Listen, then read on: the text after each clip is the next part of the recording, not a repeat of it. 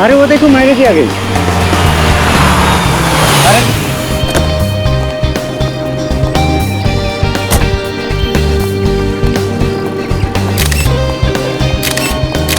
Thank you. Ma'am कैसा लगा आपको घूमने? मैम हमने सुना है कि आप घूमने के लिए स्विट्जरलैंड गई थी। बिल्कुल ठीक सुना है आपने। काम करते करते काफी थक गई थी तो सोचा टहल कर आ जाओ। शेखर जी की नई फिल्म का म्यूजिक लॉन्च है, इस बारे में कुछ कहना चाहती हैं ma'am? I wish Shekhar all the very best. भगवान करे कि उनकी बाकी फिल्मों की तरह यह फिल्म भी सुपरहिट हो और वो अपनी अगली फिल्म में मेरे साथ करे। आपने उनके साथ बहुत ही हिट फिल्में दी है, पर इस फिल्म में उन्होंने आपके जगह एक नई एक्ट्रेस को कास्ट किया है, तो आपको दुख तो हुआ होगा। इसमें बुरा मानने वाली क्या बात है? शेखर को लगा होगा कि शायद उस रोल में एक नई लड़की अच्छी तरीके से फिट हो सकती है। That's it. But I am sure Shekhar के पास अगर मेरे लायक कोई स्क्रिप्ट होगी तो वो मुझे बताने में झिझकेंगे नहीं। सुना है सुपरस्टार रविंद्र कुमार के साथ बहुत ही जल्द आप शादी करने वाली हैं। No personal question please. Thank you.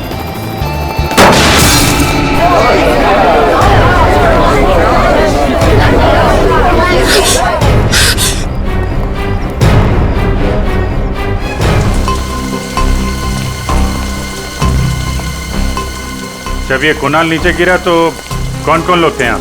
Sir मैं और मीडिया वाले थे। कहाँ से गिरा ये? सर पता नहीं, वो नहीं देखा। मतलब? सर मैं मीडिया वालों को इंटरव्यू दे रही थी कि अचानक बहुत जोर से आवाज आई और मैंने पीछे पलट के देखा तो सर मेरी कार के ऊपर कुणाल गिरा हुआ था और सर खून बह रहा था। सर मुझे नहीं पता सर, मैं बहुत घबरा गई थी। ये मैनेजर कौन है? सर मैं इस होटल का मैनेजर हूँ, मैंने ही आपको कॉल किया था। किस रूम में ठहरे थे मिस्टर कुणाल? पता नहीं सर, वो तो होटल में थे ही नहीं। क्या होटल में थे ही नहीं? गिरे तो ऊपर से ही है ना? हाँ सर। आसपास कोई दूसरी बिल्डिंग नहीं है जहाँ से गिरे हो? ध्यान नहीं दिया होगा आपने, अंदर जाते हुए देखा नहीं होगा। सर मैं तो रिसेप्शन पे था पूरे दिन, वाकई अंदर नहीं आए थे। सीसीटीवी कैमरा लगा रिसेप्शन में? Yes sir. रेडी? जरा सीसीटीवी कैमरा फुटेज चेक कर, देखो ये आदमी अंदर कब गया था। इतना बड़ा एक्टर अपनी म्यूजिक रिलीज में टूटे हुए बटन वाली जैकेट पहन के तो आएगा नहीं। या तो बटन नीचे गिरते हुए टूटा है या फिर तोड़ा गया है हाथापाई में।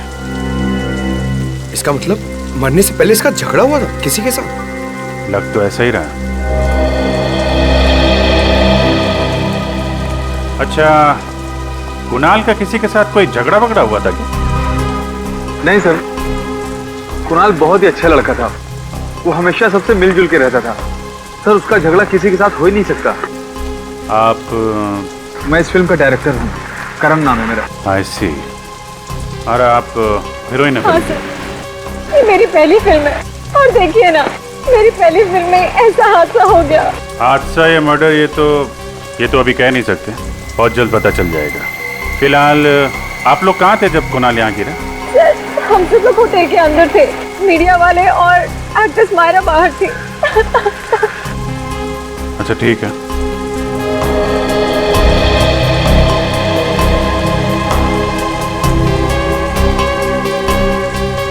जिस तरीके से ये कार की छत हिचकी हुई है, काफी इम्पैक्ट है, मतलब ये काफी ऊंचाई से गिरा है।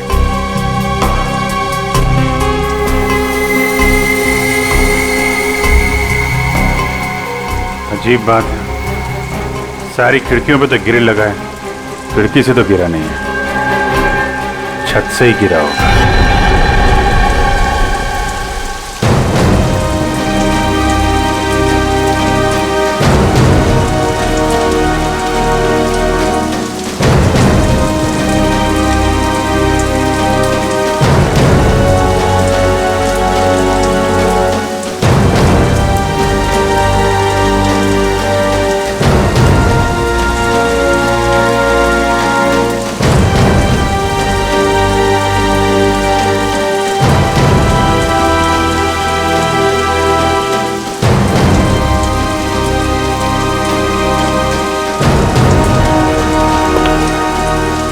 सर होटल के सारे कमरे चेक कर लिए, दिक्कत कहीं भी ये नहीं लगता है कि कुणाल वहां से कूदा है। छत पे भी हाथापाई के कोई निशान नहीं है। और टूटा हुआ बटन भी नहीं दिख रहा है। सर कुणाल होटल में आया ही नहीं था। होटल में आए नहीं? नहीं सर, मैंने पिछले 7 दिन का सीसीटीवी फुटेज चेक किया है, कुणाल होटल में आया ही नहीं था। ये कैसे हो सकता है? सर ये भी तो हो सकता है कि कुणाल होटल आया हो और खूनी ने उसका सीसीटीवी फुटेज मिटा दिया हो। कहीं होटल में कोई काम करने वाला तो खूनी नहीं है? सर ये भी हो सकता है कुणाल भेष बदल के इस होटल में आया हो, फिर यहाँ से उसने कूद के आत्महत्या कर ली हो। होने को तो कुछ भी हो सकता है। अब तो डॉक्टर सारुंके ही बताएंगे कुणाल का खून हुआ है या कुणाल ने आत्महत्या की है।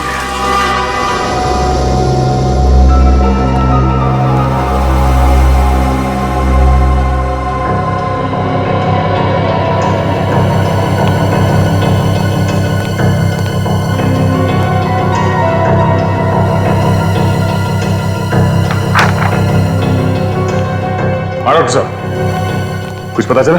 हाँ दया, मौत तो इसके ऊपर से गिरने की वजह से ही हुई है, लेकिन ये आत्महत्या नहीं है, ये एक खून है। खून है? हाँ।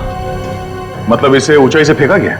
हाँ दया। जरूर ये चोट खूनी के साथ हाथापाई के दौरान आई होगी। एग्जैक्टली सचिन, इसे ये चोट तब आई जब किसी ने इसके सर पर बाईं तरफ वार किया किसी भारी चीज से, शायद इसे बेहोश करने के लिए। हाँ सर, क्राइम सीन पर हमें इसकी शर्ट का एक बटन भी तो नहीं मिला था। पूर्वी, हाथापाई के दौरान टूट गया होगा और जैसे ये बेहोश हो गया खूनी ने इसे ऊपर से धक्का दे दिया। पर इसे धक्का दिया तो दिया कहां से?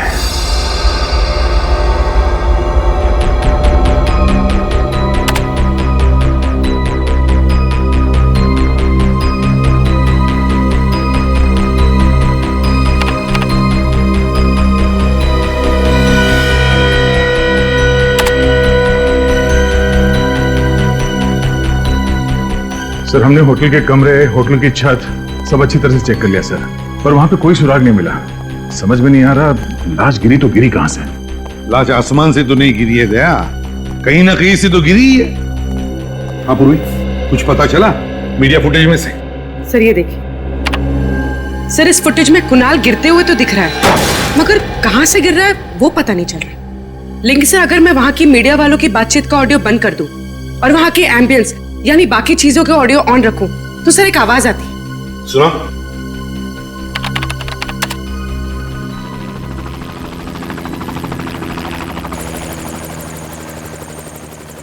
सर ये कैसी आवाज है? देखते हैं फ्रेडी, पता करते हैं। तो फिर से सुनो।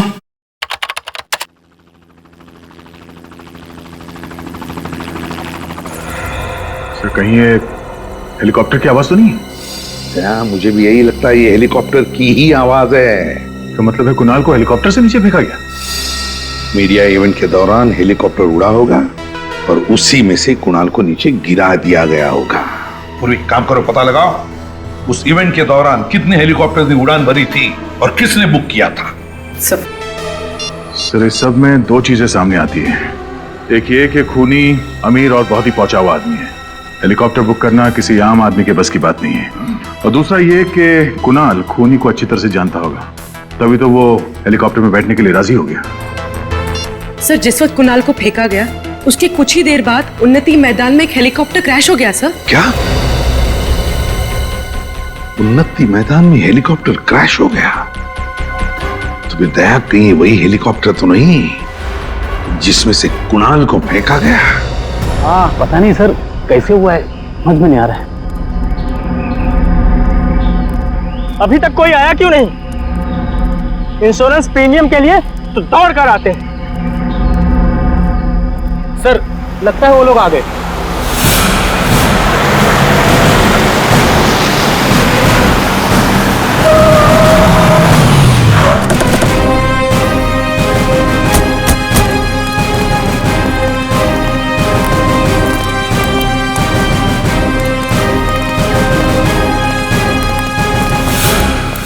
आप लोग इंश्योरेंस कंपनी से हैं? नहीं, हम लोग सीआईडी से हैं। सीआईडी? हाँ। आप? जी मेरा नाम गिरीश है, ये हेलीकॉप्टर मेरा ही था। आपका ये हेलीकॉप्टर बुक किसने किया था? सर वो फिल्म का एक प्रोड्यूसर है, शेखर। शेखर? जी हाँ, उन्होंने अपनी आने वाली फिल्म के प्रमोशन के लिए हेलीकॉप्टर बुक करवाया था, उनकी फिल्म का हीरो है कुणाल। वो फिल्म की म्यूजिक पार्टी के लिए हेलीकॉप्टर से एंट्री करने वाले थे। अच्छा, देखते हैं।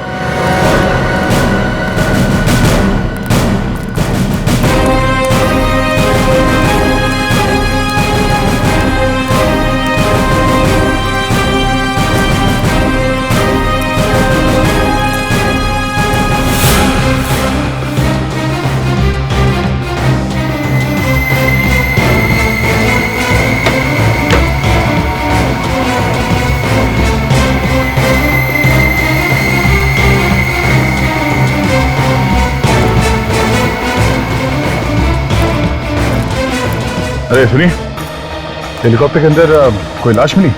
नहीं सर। सर, कहीं कुणाल ने हेलीकॉप्टर से कूद के आत्महत्या तो नहीं कर ली? नहीं पंकज, डॉक्टर सालुंके ने बताया कि ये मर्डर है। जरूर कुणाल के साथ कोई ना कोई था हेलीकॉप्टर में जिसने उसे पहले मारा, बेहोश किया और फिर हेलीकॉप्टर से बाहर फेंक दिया, और शायद पैराशूट से वो बाहर निकल गया। सर, कहीं ये सारा किया तरह शेखर का तो नहीं? सर, वो हमें होटल में भी नहीं मिला था। सर, ऐसा कौन सा प्रोड्यूसर होगा जो अपने ही फिल्म के म्यूजिक लॉन्च में मौजूद ना हो सकता है। एक काम करो, चारों तरफ नजर दौड़ाओ, और हाँ, वो ब्लैक बॉक्स पता करो, ब्लैक बॉक्स कहाँ है। उसी से पता चलेगा इस खूनी के बारे में। सर,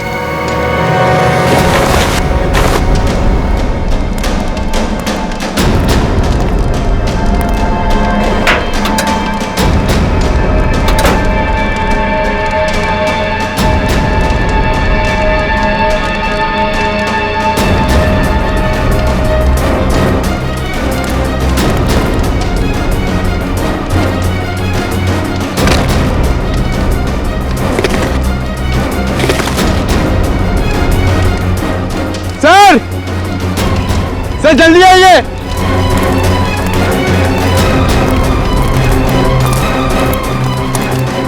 सर ये देखिए, ये पैराशूट है। गुड जॉब पंकज, आजकल बहुत काम करने लगे हो। हाँ, थैंक यू सर। सर,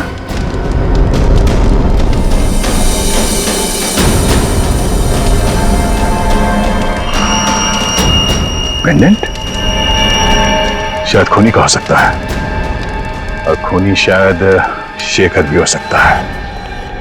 मुझे यकीन नहीं हो रहा कि आप लोग मुझ पे शक कर रहे हैं। मैं अपनी फिल्म के हीरो को क्यों मरवाऊंगा? फिल्म की पब्लिसिटी के लिए। कुणाल की मौत से आपकी फिल्म को पब्लिसिटी मिलने वाली थी, पर बॉक्स ऑफिस पे कलेक्शन दुगने होने वाले थे। हाँ सर, लेकिन मेरी फिल्म तो वैसे ही हिट है, उसके लिए मुझे गुनाह करने की क्या जरूरत है सर? तुमने बनाया था ना कुणाल की एंट्री का प्लान हेलीकॉप्टर से?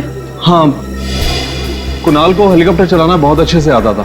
उसके पास उसका लाइसेंस भी था, और मैंने ही उसको बोला था कि इस पार्टी में अगर वो हेलीकॉप्टर से आएगा तो फिल्म की पब्लिसिटी में 4 चांद लग जाए। 4 चांद का तो पता नहीं, मगर तुम्हारी इस प्लानिंग की वजह से वो ऊपर जरूर पहुंच गया। तुम्ही ने उसे हेलीकॉप्टर से धक्का दिया था ना? नहीं, मैं उस वक्त हेलीकॉप्टर में था ही नहीं उनके साथ। फिर कौन था वहां पे? मुझे नहीं पता। देखिए, पता नहीं कहने से काम नहीं चलेगा। जब म्यूजिक लॉन्च हो रहा था तो आप वहां पे नहीं थे। कहां पे थे आप? मेरी तबीयत ठीक नहीं है, मैं घर पे आराम कर रहा था। मेरी तबीयत अभी भी बहुत खराब है, मुझे बहुत घबराहट हो रही है।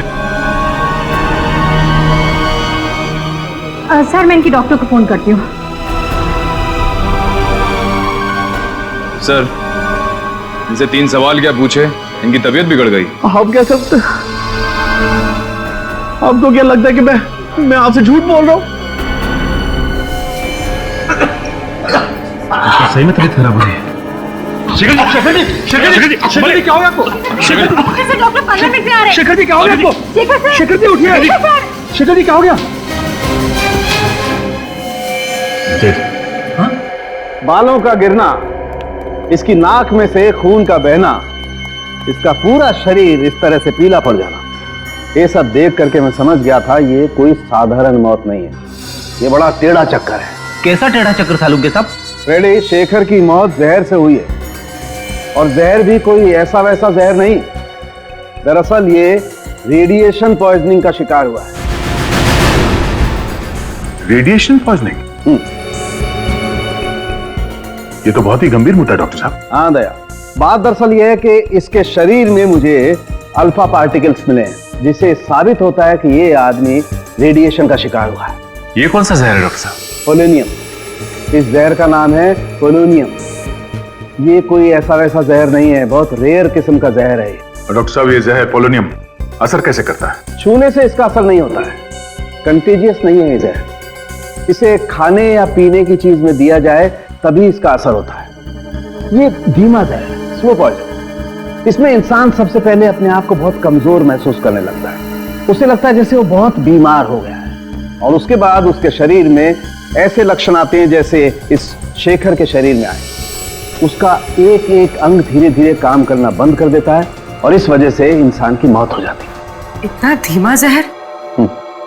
सर ये जहर शेखर की बॉडी में कब गया होगा? मौत से तकरीबन 24 घंटे पहले। 24 घंटे पहले? और ये पोलोनियम जहर खूनी के पास कहां से आया होगा? ये हर जगह आसानी से तो नहीं मिलता।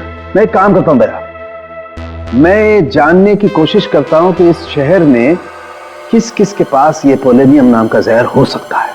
तब तक हम पता करते हैं कि मरने के ठीक 24 घंटे पहले ये शेखर कहां था और किसके साथ था। अभिजीत, ब्लैक बॉक्स की रिकॉर्डिंग सुनते हैं, पता चल जाएगा उड़ान के वक्त हेलीकॉप्टर में क्या बातें चल रही थी। सब प्ले कर दो। हाँ।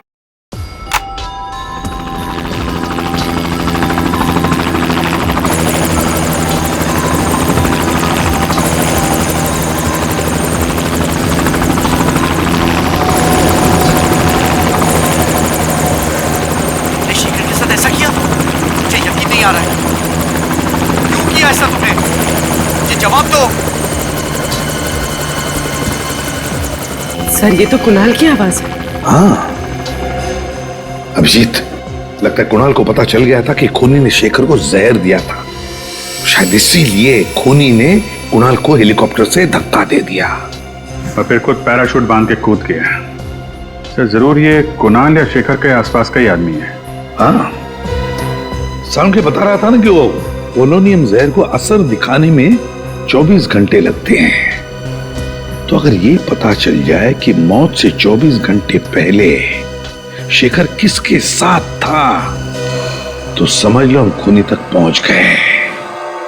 सर 24 घंटे पहले शेखर वैलेंटाइंस बैंक्वेट हॉल में था सर। Valentine's banquet hall? वो तो राजा पार्क के वहां है। हाँ सर, वही वाला। शेखर ने फिल्म खत्म होने की खुशी में वहां पे एक छोटी सी पार्टी दी थी। फिल्म के सारे आर्टिस्ट और टेक्नीशियंस को बुलाया गया था सर इस पार्टी में। तो फिर उन्हीं में से कोई है जिसने शेखर और कुणाल को मारा है। अरे सारंग साहब, आप यहाँ पे? हाँ अभिजीत, मुझे मालूम है। मुझे यहाँ देख करके तुम्हें उतनी खुशी हो नहीं रही है जितनी लैब में किसी और को देख करके होती है। वो बात नहीं है सर, लेकिन क्या करूं यार, आना पड़ा, क्योंकि उस पोलोनियम वाले साइंटिस्ट का नाम सिर्फ मैं बता सकता हूँ, तारिका जी नहीं। तो फिर साइंटिस्ट का नाम बता सारंग के। देवेन पेटेकर। देवेन पेटेकर? हाँ। ये तो बड़ा भारी नाम है सर। हाँ फ्रेडी, जितना भारी नाम है उतना ही भारी काम है।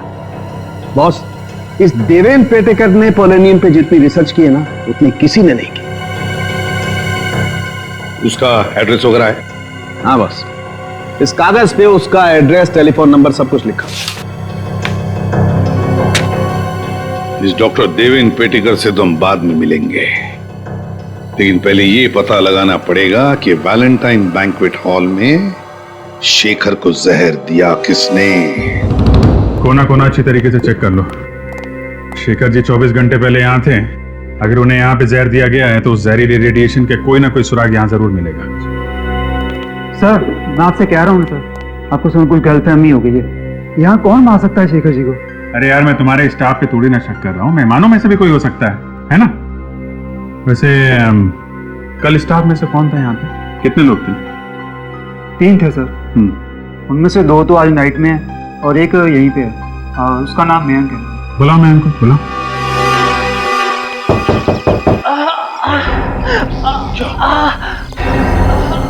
सर, यहाँ से किसी के कराने की आवाज आ रही है।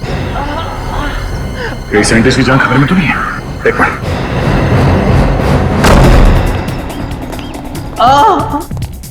पेटेकर।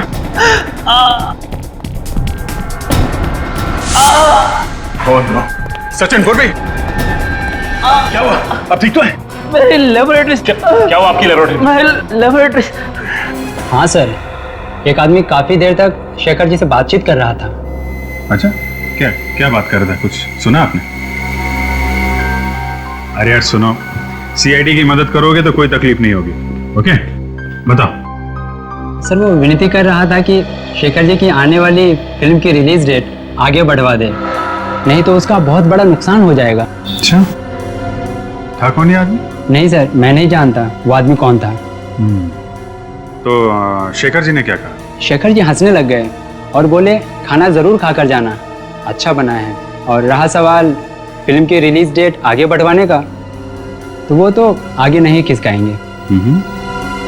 अच्छा, कहीं शेखर जी की मौत की वजह फिल्म की रिलीज डेट तो नहीं है?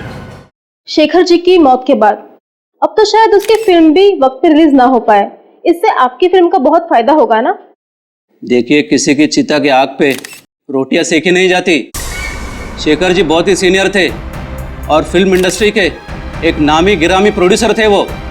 उनके जाने के बाद फिल्म इंडस्ट्री को जो आघात पहुंचा है उसको शब्दों में बयान करना नामुमकिन है। तो हम मुमकिन कर देते हैं मिस्टर राजेश, शेखर के खूनी की दास्तान सुनाकर। सीआईडी वाले आज यहाँ कैसे आ गए? देखिए प्लीज, अभी आप लोग बाहर जाइए, हम आपको बाद में जवाब देंगे। शेखर जी का खून क्या है? आप लोग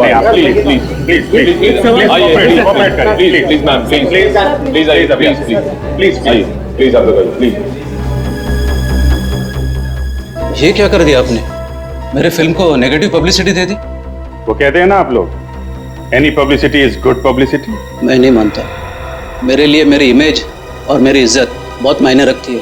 इज्जत मायने रखती है तो फिर खून क्यों किया शेखर का? मैंने शेखर का खून नहीं किया है। मैं एक कलाकार हूँ, फिल्म प्रोड्यूस करता हूँ, मैं खूनी नहीं हूँ। क्योंकि शेखर ने तुम्हारी बात नहीं मानी, अपनी फिल्म की रिलीज डेट आगे नहीं की, इसलिए तुमने ये तरीका ढूंढ निकाला उसकी फिल्म को पोस्टपोन करने का। ये बात सच है कि मैं उनको रिक्वेस्ट करने गया था, लेकिन जरूरी थोड़ी है कि उन्होंने बात सुनी नहीं तो मैं उनको खून कर डालूंगा। अच्छा, अगर आपने खून नहीं किया तो फिर किसने खून किया? मुझे क्या पता सर, मुझे तो सिर्फ इतना मालूम है कि मैं निर्दोष हूँ। मेरी बीवी भी अक्सर मेरी बात मानती नहीं है, तो इसका मतलब ये थोड़ी है कि मैं हर एक का खून कर चुका हूँ। जब शेखर का खून हुआ तो कहाँ थे आप? सर उस वक्त मैं होटल में ही था, उनकी फिल्म की हीरोइन समीरा से बात कर रहा था मेरी अगली फिल्म के लिए। सर यहाँ पे तो फिंगरप्रिंट स्कैनर लगा हुआ है। देवेंद्र जी ने स्कैनर इसलिए लगाया होगा ताकि उनके अलावा कोई और इस लैब के अंदर जा ना सके। सब फिर हम लोग अंदर जाएंगे कैसे? अब यहाँ तक आ ही गए हैं तो अंदर भी पहुंच ही जाएंगे। सचिन, ये काम करो, ऑफिस में। सर इस पर कुछ लगा हुआ है। ये तो खून जैसे लग रहा है।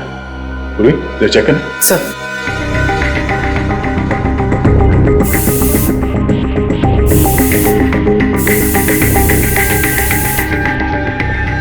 सर ये तो खून ही है। यहाँ पे खून कैसे लगा?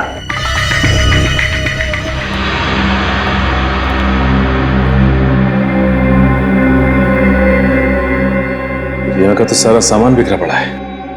हाँ, किसी ने बहुत मेहनत की है यहाँ पे। जरा देखो आसपास कुछ मिलता है क्या?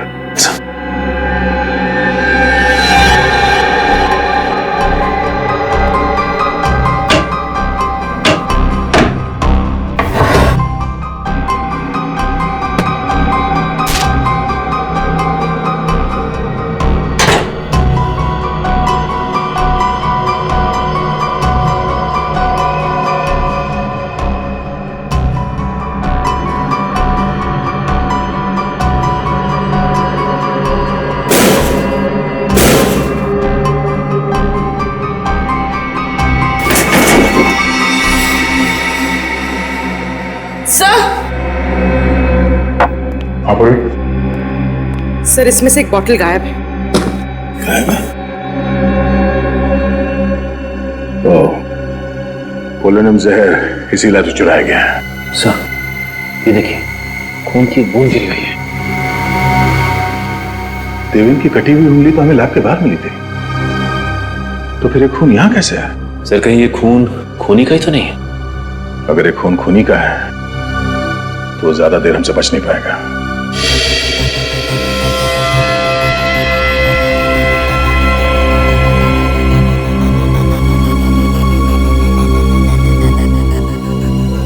तो इस फुटेज से ये तो साबित हो गया कि राजेश खूनी नहीं है, क्योंकि जिस वक्त कुणाल हेलीकॉप्टर से गिरा ये तो होटल में था समीरा के साथ। ये तो कोई बाहर का ही है, खूनी कोई बाहर का ही है, पर कौन? वो जो कोई भी है, उसे हंटिंगटन नाम की बीमारी। क्या? हंटर? हंटर नहीं फ्रेडी, हंटिंगटन। ये तुझे लेबोरेटरी में मिले खून के डीएनए से पता चला है ना?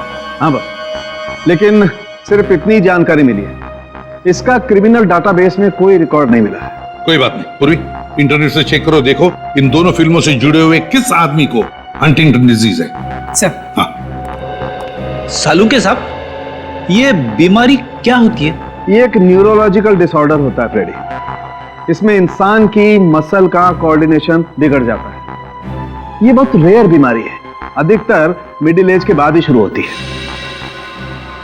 सब मिल गया सर। सर इसका नाम नंदन कुमार है। सर ये एक राइटर है और इसने कुछ फ्लॉप फिल्में लिखी है। 2 साल पहले ये शेखर के पास अपनी एक कहानी लेकर गया था, पर शेखर ने इसकी कहानी ठुकरा दी। और जब नंदन को पता चला कि शेखर उसी की कहानी पे फिल्म बना रहा है, तो उसने शेखर पे कोर्ट केस कर दिया, लेकिन वो हार गया था।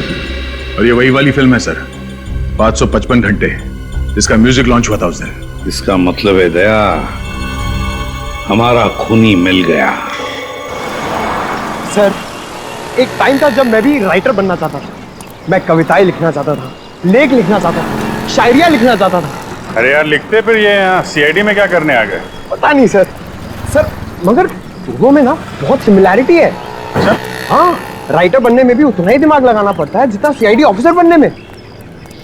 तुम अगर राइटर बन जाओगे ना तो तुम्हारी कहानी में खून और मुर्दे बहुत होंगे। सर रोमांस भी हो सकता है?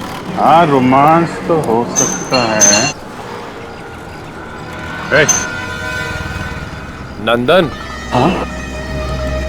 आप लोग कौन? हम लोग सीआईडी से हैं। सीआईडी से?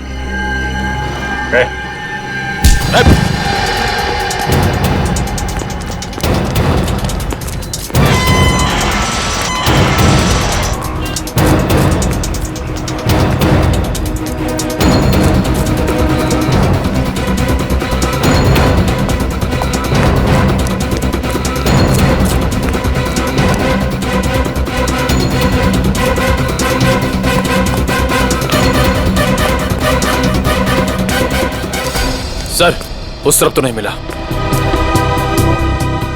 इतनी जल्दी भाग नहीं सकता, यहीं कहीं छुप के बैठा होगा।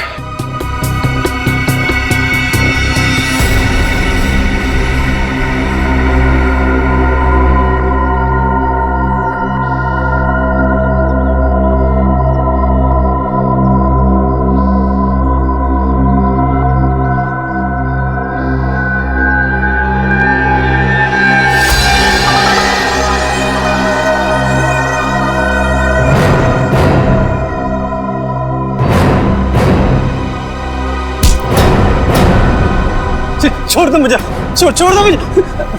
तुम जैसे खूनियों को छोड़ा नहीं जाता है, जेल में बंद करके उनकी खातिरदारी की जाती है, समझा? खूनी? मगर मैंने किसी का खून नहीं किया। देखा सर, राइटर ने फिर से कहानी बनाना शुरू कर दी। सर मैं सच कह रहा हूँ सर। 2 खून किए तुमने, कुणाल और शेखर का। सर मगर मैं क्यों मारूंगा? शेखर ने तुम्हारी कहानी चुरा ली थी इसलिए। हाँ चुराई थी, पर उसने गैर कानूनी काम किया था। मगर इसका मतलब थोड़ी ना है कि मैं भी कोई गैर कानूनी काम करूंगा।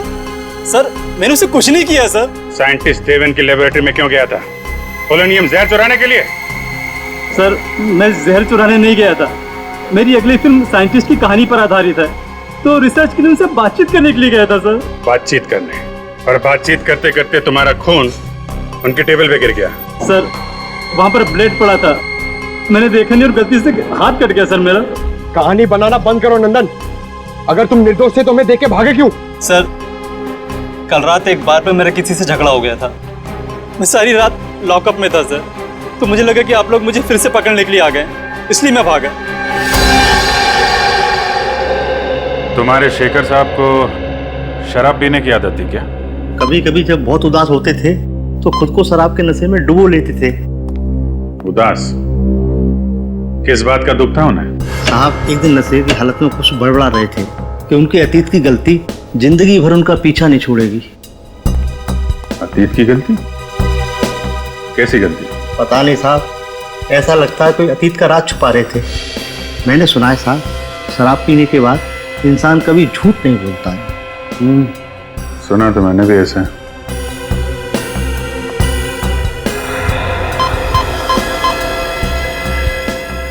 सर, ये देखिए सर, इस क्लास में अल्फा पार्टिकल्स मिले हैं सर।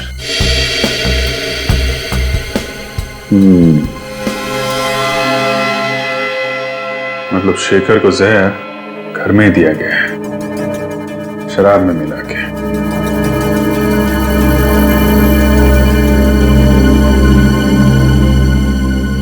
जब शेखर की मौत हुई तुम कहाँ थे? साहब उस दिन काम जल्दी खत्म हो गया था, मैं शाम को ही घर चला गया था। कितने बजे? ये कोई करीब 6:30 पौने 7 बजे। सर! हाँ पंकज? सर ये देखिए, यहाँ पे कुछ गड़बड़ है। निकालो।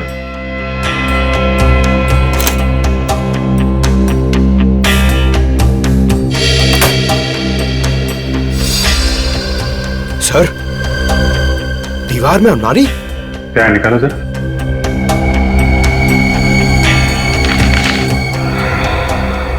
ये देखिए, चिट्ठियां छुपा के रखी हैं। शेखर, लता, लता, किसी लता ने इस शेखर को चिट्ठियां लिखी हैं। कहीं शेखर के अतीत का राज इन चिट्ठियों में तो नहीं छुपा है? कुछ पता चला इन चिट्ठियों में से? हाँ सर, काफी पुरानी चिट्ठियां हैं, 20 साल से भी ज्यादा पुरानी। इतनी पुरानी चिट्ठियां आदमी तभी संभाल के रखता है ना जब उसका कोई इमोशनल कनेक्शन हो, इनके साथ कोई लगाव हो। हाँ सर, यहाँ भी प्यार का ही मामला है। ये लता उन दिनों छोटी मोटी एक्ट्रेस हुआ करती थी, दोनों आपस में प्यार करते थे सर, मगर ये शेखर पहले से शादीशुदा था। कई बार लता को वादा किया था उसने कि अपनी बीवी को डिवोर्स दे देगा, लेकिन ऐसा किया नहीं। शायद लता इसी बात से दुखी थी। हाँ सर, लेकिन उसने दुनिया के सामने ये बात जाहिर नहीं होने दी, क्योंकि उसे पता था कि इससे उसकी और शेखर की बदनामी हो सकती थी। वैसे लता आजकल है कहाँ पर, कुछ पता चला? हाँ सर, लता अब जिंदा नहीं है। 20 साल पहले 27 मार्च 1993 को उसकी छत से गिरने से मौत हो गई। हो सकता है ये एक्सीडेंट ना हो और शायद इसमें शेखर का हाथ हो। फिर 20 साल बाद कोई तो है जो लता की मौत का बदला लेना चाहता है। लग तो ऐसा ही रहा है सर। सर, जिस वक्त लता की मौत हुई थी उसकी एक 4 साल की बेटी थी सेजल। माँ की मौत के बाद उसे अनाथ आश्रम भेज दिया गया था और अब वो 4 साल की बेटी 24 साल की हो गई है। अच्छा, तो हो सकता है इस बच्चे ने अपना पूरा बचपन माँ के बदले की आग में गुजारा हो। इस अनाथ आश्रम में जाकर पता लगाओ सेजल के बारे में, वो करती क्या है कहाँ। सेजल नाम की एक बच्ची आई तो थी यहाँ करीब 20 साल पहले। जब वो 8 साल की हुई तो उसे अडॉप्ट कर लिया गया है। किसने अडॉप्ट किया था? मिस्टर एंड मिसेस संजीवन ने। देखिए, अडॉप्शन के वक्त का फोटोज है।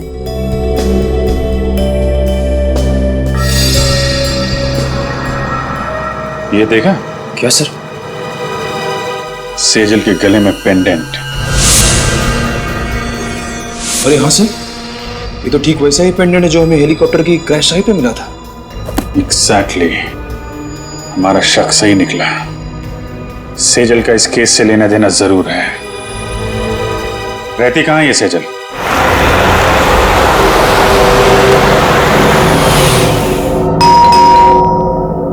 अलका, जरा देखना कौन है। जी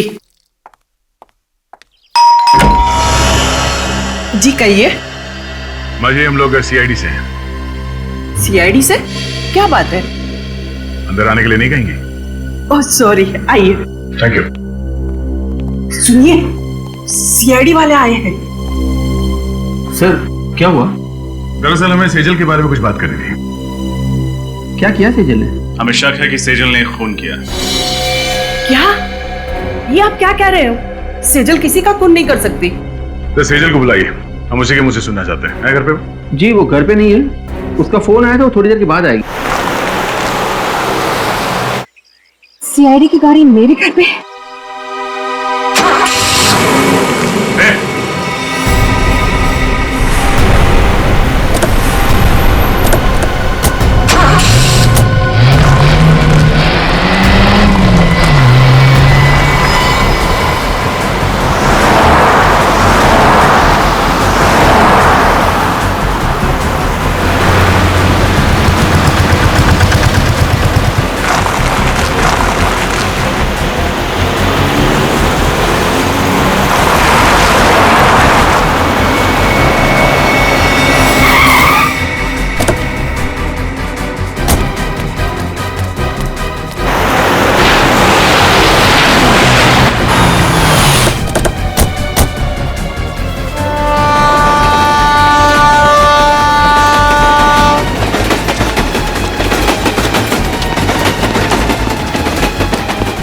रुक जाओ।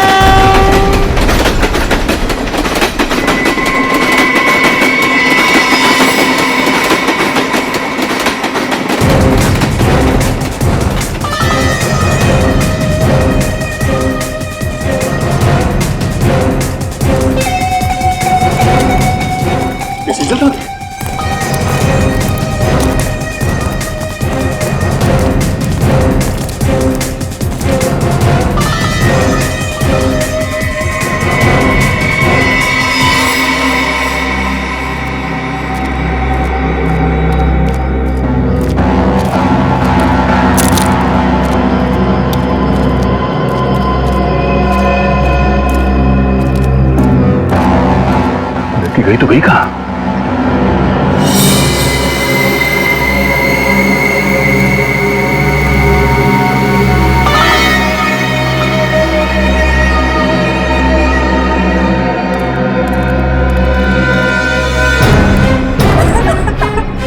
बस बहुत भाग ले, अब जरा अपना मुखड़ा तो दिखा दे।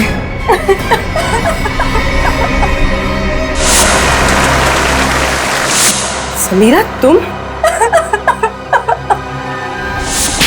तो 4 साल की थी जब ये हादसा हुआ था। फिर 20 साल बाद तुमने शेखर को कैसे पहचान लिया? नहीं पहचानती थी, लेकिन मैंने सोच रखा था कि एक ना एक दिन उस आदमी को जरूर ढूंढ निकालूंगी जिसने मुझे अनाथ किया और उसे एक दर्दनाक मौत दूंगी। मैंने पोलोनियम के बारे में कहीं पढ़ा था कि एक धीमा जहर है और सोच लिया था कि इसी से शेखर को मारूंगी। पर शेखर को ढूंढा कैसे तुमने? मैंने उसे नहीं, उसने मुझे ढूंढा। वो अपनी फिल्म के लिए एक हीरोइन की तलाश कर रहा था जिसके जरिए वो मुझ तक पहुंच गया। अच्छा, तो इत्तेफाक से उसके घर में तुमने तुम्हारी माँ ने लिखी हुई चिट्ठियां पढ़ ली और तुम समझ गई कि तुम उस खूनी तक पहुंच गई हो, है ना? हाँ, मैंने उसी दिन से उसे मारने का प्लान बना लिया था। और जब कुणाल को पता चला कि तुमने शेखर को जहर देके मारा है तो तुमने उसे भी मार दिया, है? हाँ, बिल्कुल परफेक्ट प्लान था मेरा। पहले होटल पहुंच के मीडिया के सामने तस्वीरें खिंचवाई और उसके बाद वहां के फायर एग्जिट से निकल गई। किसी ने देखा भी नहीं मुझे और हेलीकॉप्टर तक कुणाल के पास पहुंच गई, दरवाजे से निकल गई। माना कि तुम्हारी जिंदगी मुश्किलों से भरी रही, लेकिन इसका मतलब ये नहीं कि बदले के लिए तुम खून पर खून किए जाओगे। 2 खून किए तुमने, तुम्हें तो शायद फांसी ही होगी। धमकी? तुम मुझे धमकी दे रहे हो? डरपोक, औकात क्या है तुम्हारी? हाँ, जो करना है तुम कर लो, लेकिन मैं तुमसे दोबारा रिश्ता नहीं जोड़ने वाली।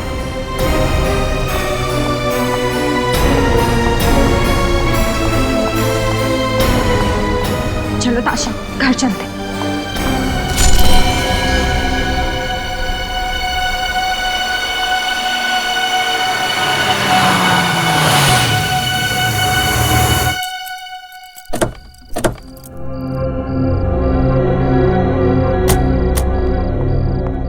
ये ले चाबी।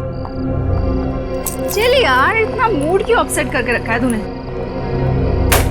मधु, मधु तू फिक्र मत कर, सब कुछ ठीक हो जाएगा, थोड़ा सब्र कर। मैं नमित के हरकतों से ना परेशान हो चुकी हूँ। ऐसा कैसे कर सकता है मेरे साथ? पार्टी में सबके सामने कितनी बेइज्जती की उसने मेरी। ऐसे कैसे बात कर सकता है वो मेरे साथ? ताशा, मधु, मैं तेरा गुस्सा अच्छे से समझती हूँ, लेकिन तू ये भी तो सोच कि तुम दोनों का अभी तो ब्रेकअप हुआ है, थोड़ा टाइम पहले।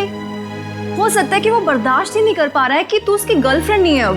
सारे लड़कों की ना यही प्रॉब्लम होती है, लेकिन आई एम टेलिंग यू ताशा, अगर आगे से उसने ऐसा कुछ भी करने की कोशिश की ना मेरे साथ, तो मैं बिल्कुल बर्दाश्त नहीं करूंगी। सीधे पुलिस कंप्लेन करने वाली हूँ मैं। अरे बाबा, नमित ऐसा कुछ करेगा ही नहीं, और अगर ऐसा कुछ करेगा नहीं तो पुलिस के पास तुझे जाने की जरूरत पड़ेगी नहीं। ओके, चल मैं सोने जा रही हूँ। आज पार्टी में बहुत डांस किया यार, बहुत थक गए। ताशा, हाँ, मुझे ना तुझसे कुछ बात करनी थी। तो बोल ना, रुक क्यों गई?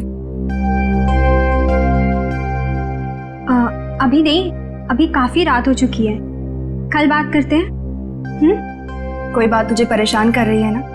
नहीं नहीं ताशा, परेशानी वाली कोई बात नहीं है, बस तुम्हारी पेंटिंग को लेके बात थी। कल सुबह बात करते हैं। चल, गुड नाइट। Good night.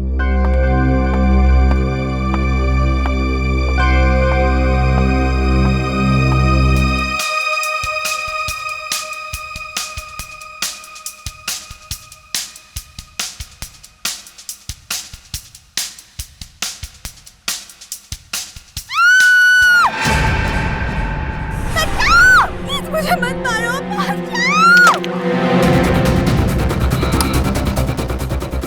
मधु, छोड़ो मधु, मत मारो मुझे, प्लीज मुझे मत मारो, छोड़ो मुझे, छोड़ो मधु, मुझे बचाओ, छोड़ो मधु, कोई बचाओ, दरवाजा खोलो, बचाओ मधु, दरवाजा खोलो, बचाओ मधु, कोई बचाओ।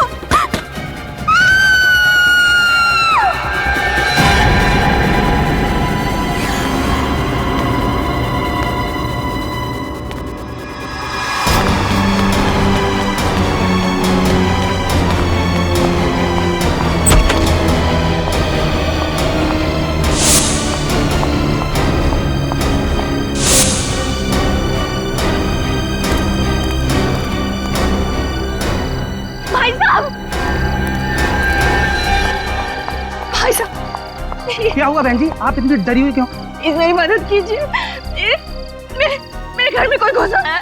कौन है? क्या हुआ?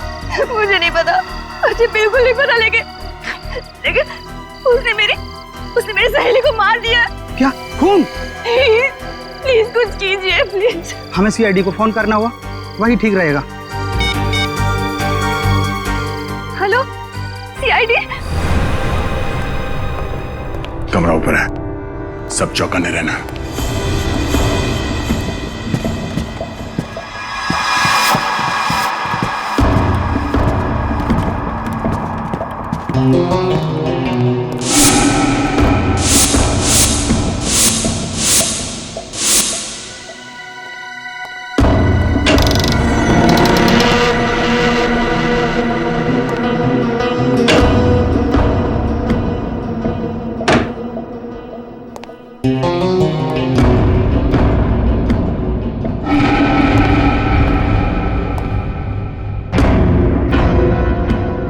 खिड़की और दरवाजा तो अंदर से बंद है।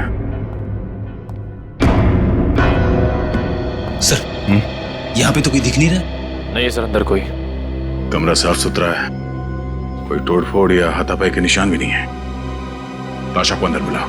ताशा, हमें बताओ एग्जैक्टली यहाँ पे हुआ क्या था? मधु को मार डाला। ये मधु कौन है? मधु मेरी बहुत करीबी सहेली है। हम दोनों नाइट क्लब में पार्टी करने गए थे। 1 बजे के करीब घर लौटे और वो अपने रूम में चली गई और फिर उस पर किसी ने हमला किया। बाहर सिक्योरिटी गार्ड से जरा पूछताछ करो। ताशा, आपने हमलावर को देखा? नहीं, मैंने मधु के चिल्लाने की आवाजें सुनी और कि मैं उसको बचा नहीं पाई। पर यहाँ पे तो घर में कोई नहीं था, ऊपर कमरे में कोई नहीं था, कमरे में हाथापाई के कोई निशान नहीं, और मधु भी नहीं। मधु कहाँ गई? ये कैसे हो सकता है? मैंने खुद उसके चिल्लाने की आवाजें सुनी है। मेरा विश्वास कीजिए, मैं सच बोल रही हूँ। अच्छा, मधु पे हमला होने से पहले आपने किसी को घर में आते या जाते देखा? नहीं, मैं हेडफोन्स पहनकर म्यूजिक सुन रही थी। मैंने किसी को आते जाते नहीं देखा। और जब ये सब हुआ तब आप कहाँ थी? म्यूजिक सुनते सुनते मैं यहीं सोफे पर सो गई थी, लेकिन जब मधु के चीखने चिल्लाने की आवाजें सुनी तो मैं उसके कमरे की ओर दौड़ी चली गई, लेकिन दरवाजा अंदर से बंद था।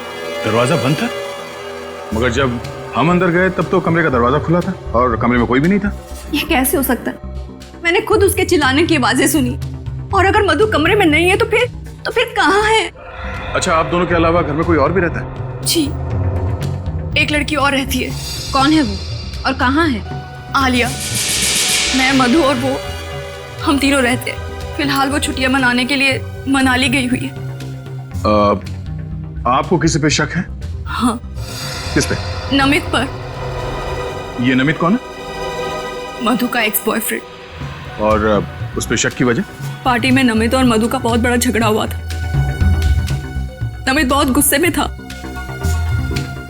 नमित कहाँ रहता, कुछ मालूम है आपको? जी, विंडफोर अपार्टमेंट्स, 10th फ्लोर। नमित और मधु की फोटो है आपके पास? हाँ है। गुड। निकले, एक काम करो, इस नमित के घर पे जाके पता करो, और श्रेया, नमित और मधु इन दोनों की फोटो सारे पुलिस स्टेशन में भिजवा दो। सर। मधु की जान खतरे में है, उसे किसी भी हाल में बचाना होगा। सर, ये नमित तो बड़ा ही चालाक है सर। पहले इसने मधु को किडनैप किया और अब हमारे आने की भनक लगते ही भाग रहा है। पूर्वी बच के जाएगा कहाँ ही? एक बार हमारे हाथ लग जाए, इसकी बारात निकालते हैं। सर, वो तो केआर रोड की तरफ मुड़ गया। क्या? कितनी दूरी पे? सर, करीबन 100 मीटर। सर सिग्नल इसी तरफ बता रहा है, इसी रोड पर। सर बस आगे ही। सर यहाँ से राइट।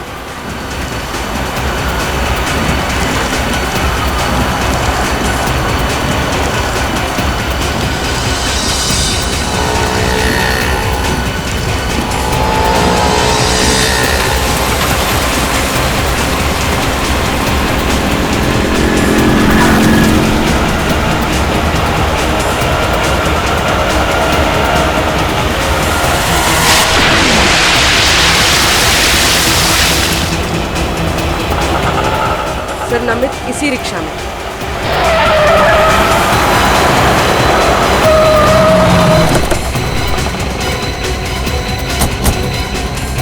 बारगल, ये क्या बदतमीजी है?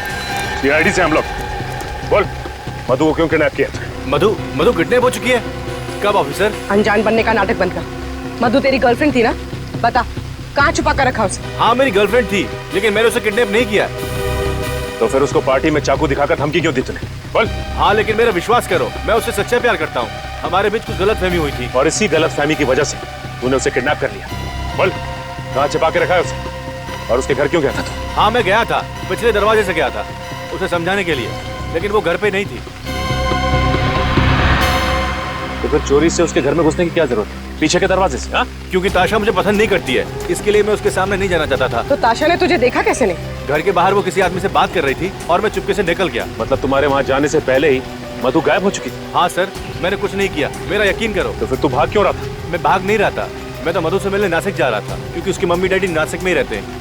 आपको विश्वास न हो तो मेरा टिकट देख लीजिए सर।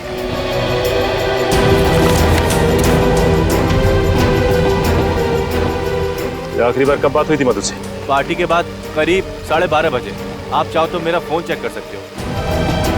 क्या बात हुई थी तुम्हारी? बात नहीं हो पाई थी। फोन ताशा ने उठाया था और उसने कहा मधु सो रही है। ये बात मुझे अजीब लगी। इसमें अजीब लगने वाली क्या बात है? क्योंकि मधु अपनी गाड़ी किसी को चलाने देती नहीं है। देखो, जब तक ये केस सॉल्व नहीं हो जाता तुम ये शहर छोड़कर नहीं जाओगे, समझे?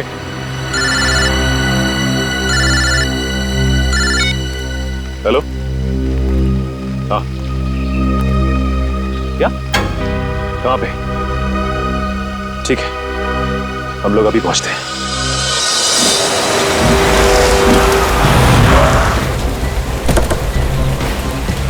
Hello sir. आपने फोन किया था? जी सर। लाश कहाँ पे? सर इस तरफ। सर ये तो मधु है।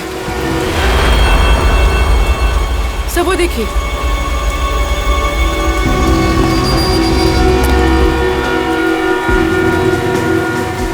सर ये चाकू। सर इतना सारा खून बाहर और यहाँ पर ये चाकू मिला है। इसका मतलब इस लड़की को यहीं मारा गया है। हो सकता है बुल्ले। ये चाकू तो आम चाकू है जो किचन में इस्तेमाल किया जाता है। सर हो सकता है खून ने ये चाकू मधु के घर से उठाया हो सकता है बुल्ले। एक काम कर, इस चाकू और लाश को फॉरेंसिक भिजवा दो।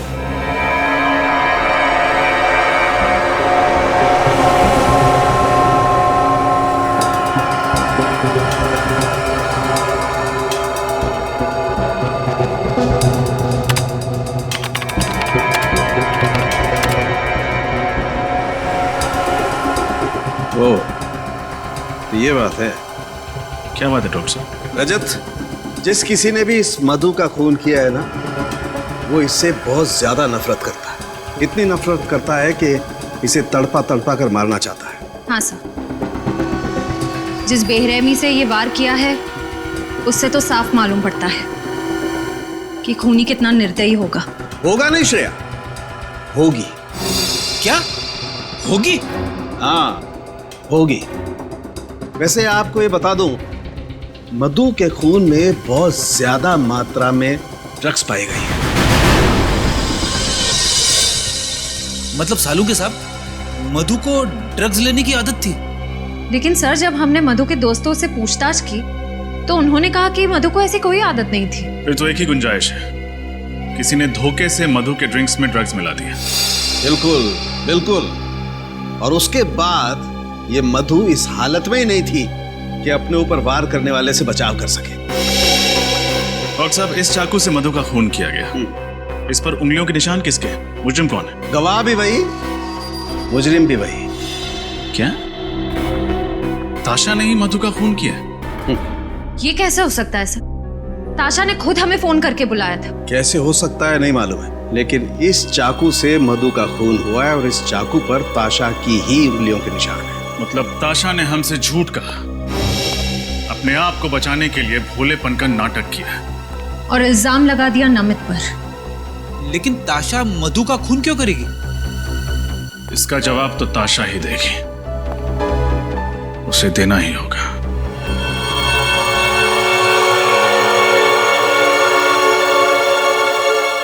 ये सब क्या हो गया है? मधु को तो सब पसंद करते थे ना। सुदेश जी, मुझे नमित पर बहुत शक हो रहा है।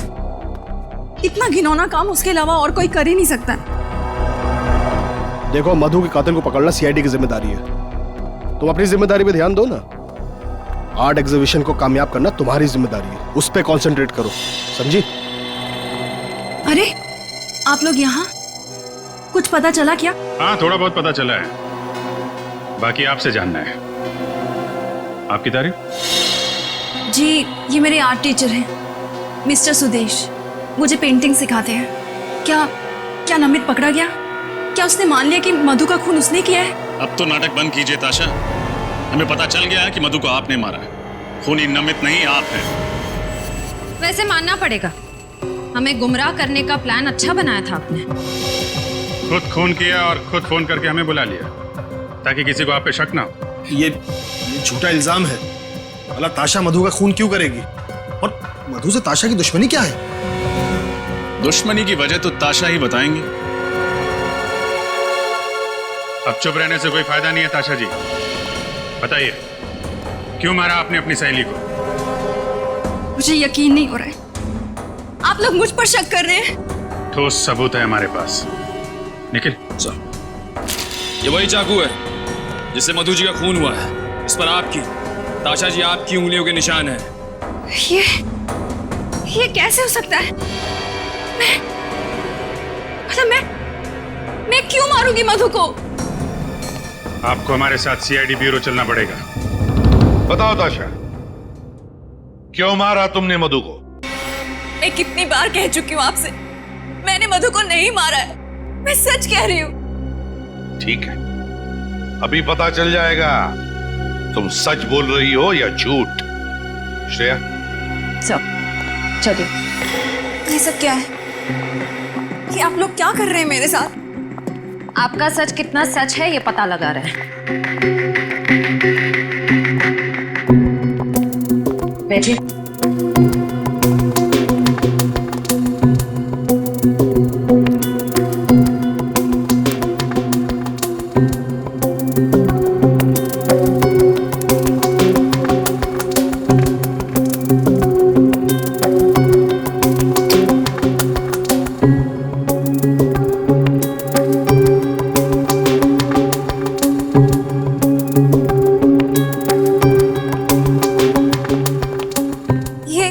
ये सब क्या कर रहे हैं आप लोग?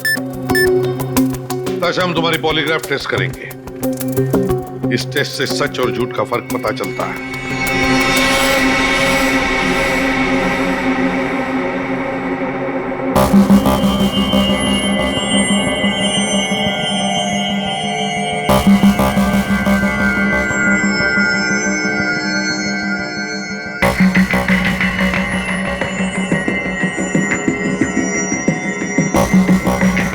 बताओ ताशा, क्यों मारा तुमने मधु को?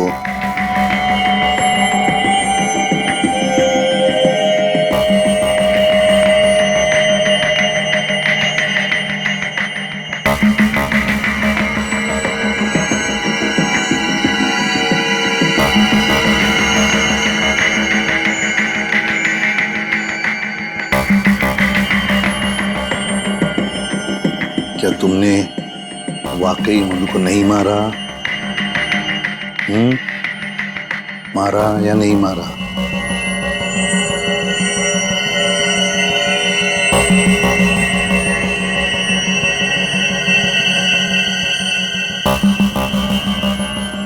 बताओ ताशा, क्या तुमने मधु का खून किया? नहीं, मैंने मधु को नहीं मारा।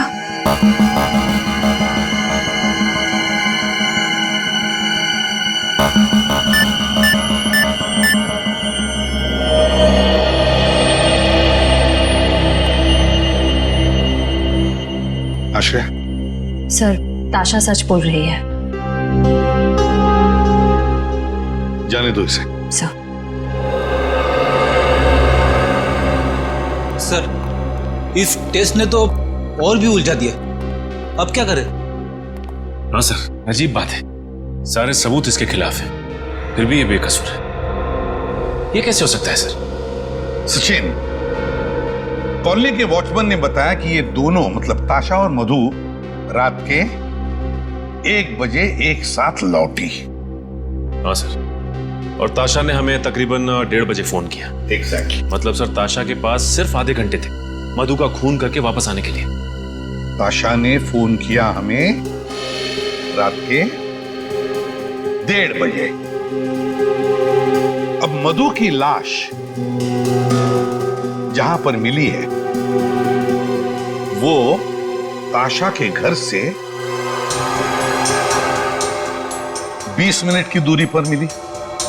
तो आने जाने में, ताशा को आने जाने में 40 मिनट लगने चाहिए। ये आने जाने में 40 मिनट? तो फिर सर, आधे घंटे में ताशा ने अपने घर से फोन कैसे किया होगा? एग्जैक्टली, आधे घंटे में फोन कैसे किया होगा, है ना? इसका एक ही मतलब है कि कोई तो है जो ताशा को फंसाने की कोशिश कर रहा है मधु के खून के जुर्म में। सर अब आपको ऐसा क्यों लग रहा है? जरा सोचो फ्रेडी, सोचो। साळुंखे को मधु के खून में से ड्रग्स मिले, तो हो सकता है कि उस पार्टी में मधु के ड्रिंक में किसी ने ड्रग्स डाले। सर ये मुमकिन है, क्योंकि जिस रात मधु का खून हुआ उस रात ताशा और मधु दोनों पब से पार्टी करके लौट रहे थे। बस तो फिर सचिन, उस पब में जाकर पता लगाओ उस पार्टी में कौन कौन आया था और क्या क्या हुआ था।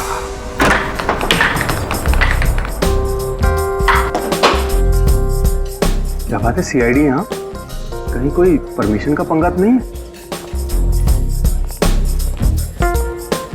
एक्सक्यूज मी, क्या बात है मिस्टर मैनेजर? हमें देख के आप खुश नहीं हुए हैं? नहीं सर, ऐसी तो कोई बात नहीं है, पर आप लोग यहाँ और हमारे पास ड्रिंक्स की परमिशन है। और सर हमारे क्लब में तो इमोरल ह्यूमन ट्रैफिकिंग भी नहीं होती। ये सब कुछ हम जानते हैं मैनेजर साहब, लेकिन एक केस के सिलसिले में कुछ पूछताछ करनी थी आपसे। कैसी पूछताछ सर? कल आपके क्लब में एक ऑफिस पार्टी हुई थी, हमें उस पार्टी की गेस्ट लिस्ट देखनी है। Just minute sir.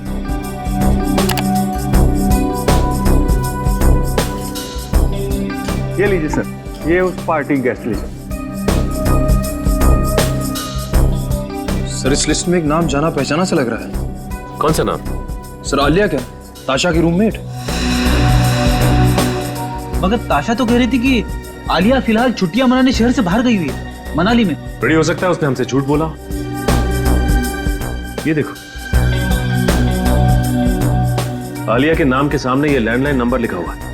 कहीं ये नंबर उसी जगह का तो नहीं है जहां पे ये तीनों साथ में रहती थी? लेकिन सर हमें उस घर में कोई लैंडलाइन फोन मिला ही नहीं। एक काम करो निखिल, इस नंबर पे जरा फोन लगाओ, देखो क्या पता चलता है।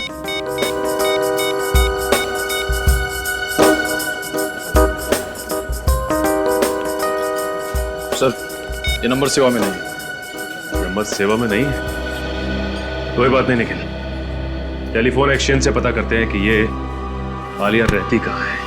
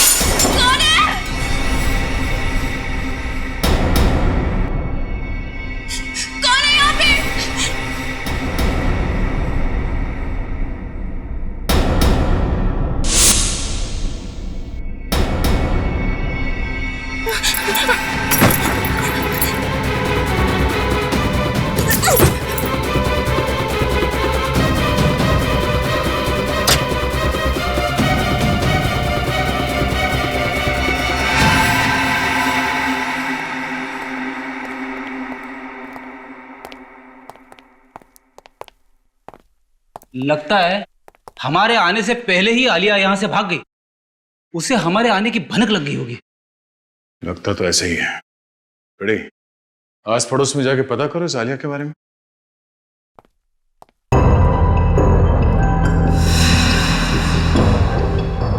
आलिया,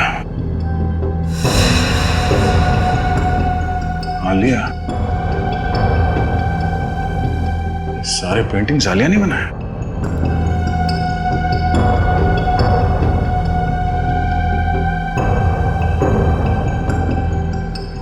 सर मैंने पड़ोस के मकान में रहने वाली एक औरत से पूछा, वो भी आलिया को नहीं जानती। उसका कहना है कि ये घर ज्यादातर बंद ही रहता है। ओह, यहाँ भी कुछ नहीं मिला। आलिया की फोटो तक नहीं मिली यहाँ पे। एक बात समझ में नहीं आ रही है सर, अगर आलिया ताशा और मधु के साथ रहती थी तो फिर उसे इस घर की क्या जरूरत थी?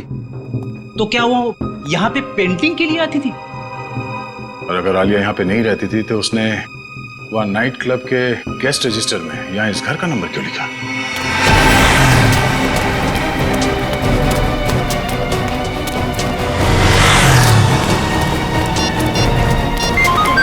ताशा का फोन। हाँ ताशा, मुझे बहुत डर लग रहा है, कोई मुझे मार देगा। देखिए आप डरिए मत, आप जहाँ पर हैं वहीं रुकिए, हम अभी पहुँच रहे हैं। हाँ ठीक है।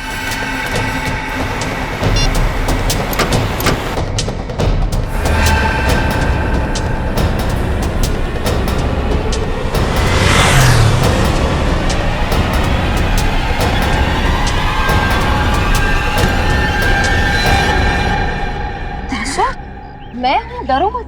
अच्छा वो आप आ गए, अगर आप नहीं आते तो आज न जाने मेरे साथ क्या हो जाता। देखिए शांत हो जाइए, कुछ नहीं होगा आपको। आपको इतनी चोट कैसे लगी? चलिए हमारे साथ। कहाँ? हॉस्पिटल। और कहाँ? चलो। लेकिन अगर खूनी मुझे मारने के लिए वहाँ पे आ गया तो? घबराइए मत, कुछ नहीं होगा आपको। हॉस्पिटल में आपकी सुरक्षा का पूरा इंतजाम किया जाएगा। आइए चलिए, आइए। ड्रेसिंग का सामान लेके आओ। हेलो डॉक्टर साहब, ताशा की तबीयत कैसी है अब? इनकी हालत बहुत खराब थी, इसलिए पहले मैंने इनको नींद का इंजेक्शन दे दिया है। अब इनके घाव पर ड्रेसिंग करनी बाकी। मैं देख सकता हूँ? श्योर। Thank you. सचिन, या तो ताशा ने अपने आप को किसी चीज से मारा है या फिर कोई और वजह है, जैसे ये कहीं गिर गई या ताशा गिरी या फिर ताशा को गिराया गया। अच्छी तरीके से तलाशी लो घर की।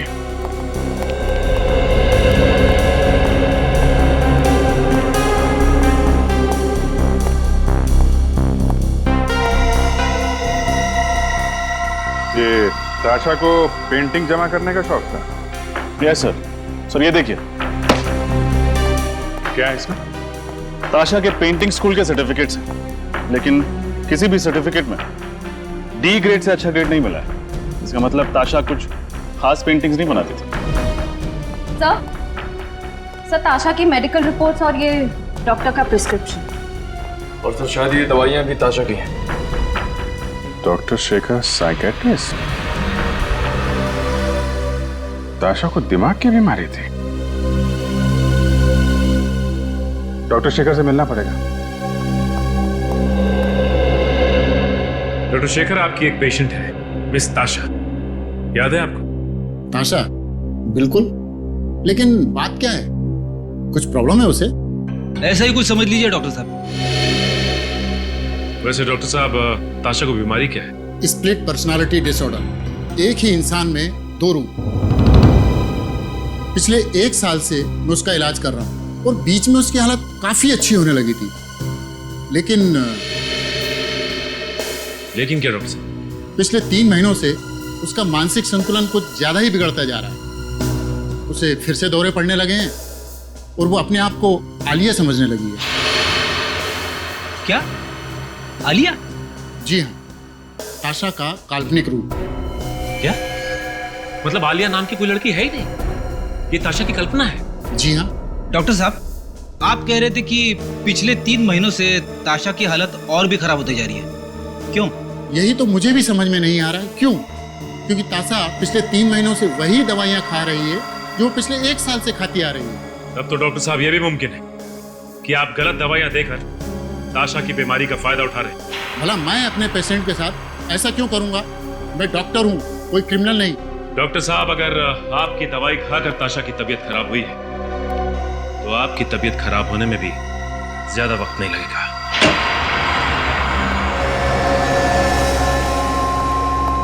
अरे डॉक्टर शेखर, कितने सालों के बाद कैसे हो यार? बहुत परेशान हूँ। क्यों, क्या हुआ? एसीपी को लगता है कि मैंने ही गलत दवाइयाँ ताशा को दी है।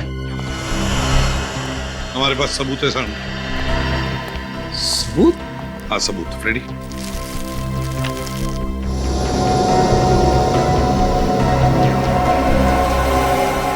ये दवाइयां हमें ताशा के घर से मिली और ये सारी दवाइयां डॉक्टर शेखर ने प्रिस्क्राइब की है। लेकिन बॉस, जो व्यक्ति स्प्लिट पर्सनैलिटी का शिकार होता है उसे यही दवाई दी जाती है। इसमें कुछ गलत नहीं किया इसने। मान लिया ना सालुंखे, मगर मुझे शक है कि इन कैप्सूल्स में कुछ और ही है। ऐसा कैसे हो सकता है? चेक कर ले। ठीक है, मैं चेक करता हूं।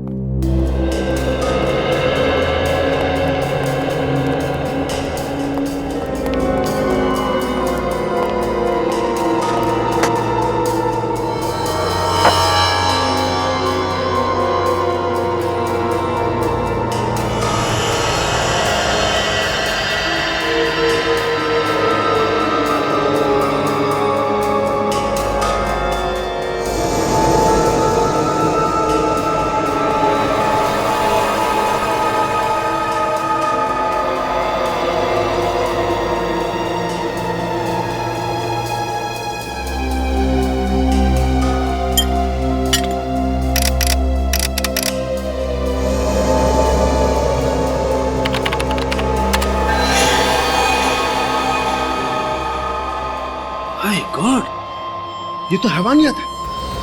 और इस कंपाउंड से तो ताशा की हालत और ज्यादा बिगड़ जाएगी। मतलब मेरा शक सही है? सालुंखे, मुझे नहीं मालूम इस कैप्सूल के अंदर की सही दवा को बदलकर ये दवाइयां किसने डाल दी। मैं मानता हूं कि मैंने ही ताशा को ये प्रिस्क्रिप्शन दी थी, लेकिन मैंने ये दवाइयां नहीं बदली। तो फिर कौन कर सकता ये? बस मैं डॉक्टर शेखर को बहुत अच्छी तरह से जानता हूँ, काफी सालों से जानता हूँ। ये ऐसी गिरी हुई हरकत नहीं कर सकता है, इसकी गारंटी मैं लेता हूँ। ठीक है, देख सालुंखे, तू डॉक्टर शेखर की गारंटी ले रहा है इसलिए मैं इन्हें छोड़ रहा हूं, वरना तू जानता है तो डॉक्टर शेखर जी, जब तक हमारी तहकीकात पूरी नहीं होती आप ये शहर छोड़कर कहीं नहीं जाओगे, प्लीज। जी। स्प्लिट पर्सनालिटी, स्प्लिट पर्सनालिटी, एक ताशा और दो रूप। इस ताशा पर नजर रखो ताशा पर।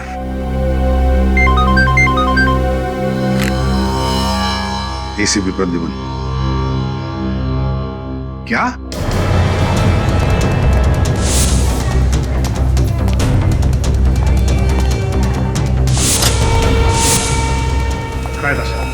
जी सर, पता नहीं। रिसेप्शन पे पता करते हैं। डॉक्टर साहब, ताशा कहाँ है? वो अचानक से कहीं चली गई, इसीलिए मैंने आपको फोन किया। अचानक कहाँ गायब हो सकती है? आप में से किसी ने देखा उसे? सर, मैंने देखा है। ताशा काले रंग के कार में बैठकर चली गई। ठीक है, पार्किंग लॉट से उस गाड़ी वाले का नंबर लेते हैं। शायद ताशा जिस गाड़ी में से भागी वो गाड़ी कहाँ पर है, कुछ पता चला? नहीं सर, हाईवे पुलिस या चेक पोस्ट से अभी तक कोई खबर नहीं आई।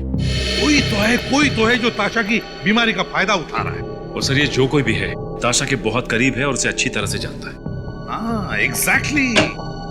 सर, ताशा जिस गाड़ी में से भागी है उस गाड़ी का पता चल गया सर। वो गाड़ी उसी के नाम पे रजिस्टर है।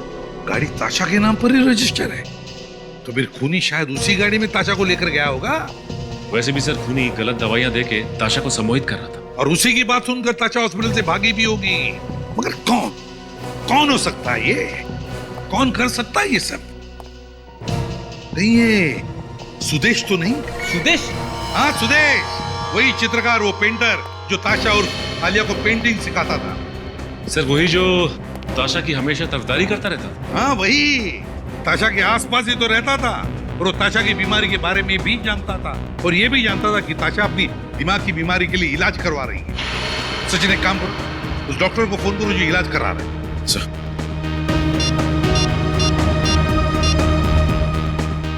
हेलो। हाँ डॉक्टर शेखर, मैं सीआईडी से इंस्पेक्टर सचिन बोल रहा हूँ। अच्छा, ये बताइए कि ताशा जब आपके यहाँ इलाज के लिए आती थी तो क्या वो अकेली आती थी या साथ में भी कोई आता था? अच्छा, ठीक है, थैंक्स सर। हाँ, ताशा के साथ हमेशा सुदेश आता था। सुदेश। Hello ACP Pradyuman. पता चल गया कहां पर है गाड़ी? Thank you. ताशा की गाड़ी का पता चल गया। गाड़ी जीबी गेस्ट हाउस पर खड़ी है। GB guest house. तुम क्यों हॉस्पिटल से मुझे यहाँ लेकर आए हो? क्या चाहते हो तुम?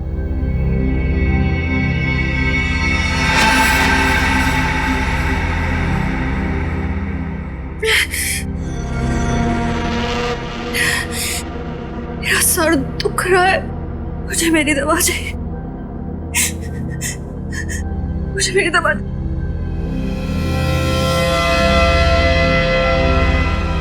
मेरी दवा, मेरी दवा।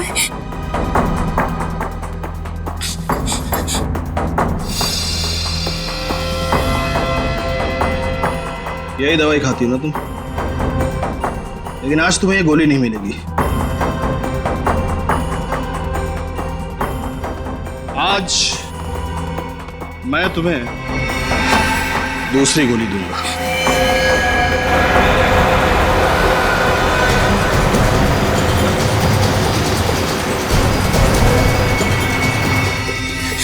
मुझे मत मारो, मुझे जाने दो प्लीज।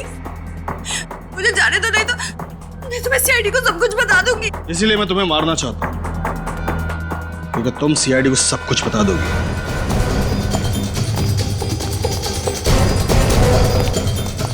कहाँ है? इस कमरे में से। वैसे तुम मेरे लिए वो सोने का अंडा देने वाली मुर्गी हो जिसे मैं मारना तो नहीं चाहता, लेकिन तुम अब मेरे लिए खतरा बन चुकी हो और मैं खतरे में जीने का आदी नहीं हूं। तो अब जेल में जीने की आदत डाल लो। कहाँ गया? क्या सर? पकड़ो उसे। सर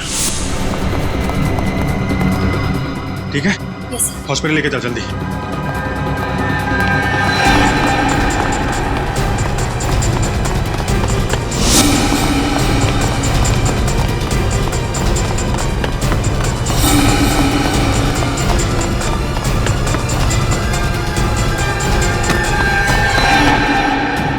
कहाँ भाग रहे हैं?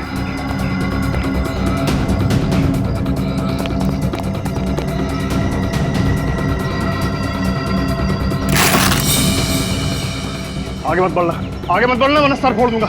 आगे मत बढ़ना।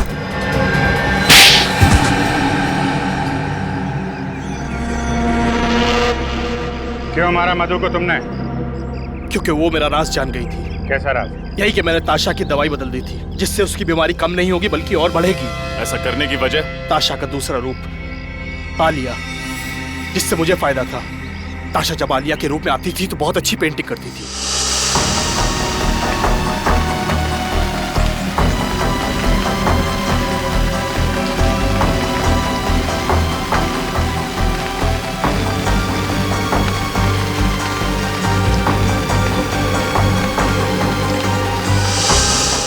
जिसे मैं बेचकर लाखों रुपया कमाता था। ताशा को स्प्लिट पर्सनालिटी की बीमारी है, ये तुम्हें कैसे पता चला? एक दिन उसके सर में दर्द उठा और मैं उसे डॉक्टर के पास लेकर गया। तब मुझे उसकी स्प्लिट पर्सनालिटी के बारे में पता चला। लेकिन ताशा को तुम पे शक नहीं हुआ? नहीं, बिल्कुल नहीं। ताशा को मैंने यकीन दिला दिया था कि मधु आलिया उसके साथ रहती है। बहुत लंबी जीवन रेखा है ना तुम्हारी, काफी लंबा समय गुजारना पड़ेगा तुम्हें जेल की सलाखों के पीछे, अगर फांसी नहीं हुई तो। इस तरह के और भी एपिसोड देखने के लिए हमारे चैनल को सब्सक्राइब करें और बेल आइकन दबाना ना भूलें।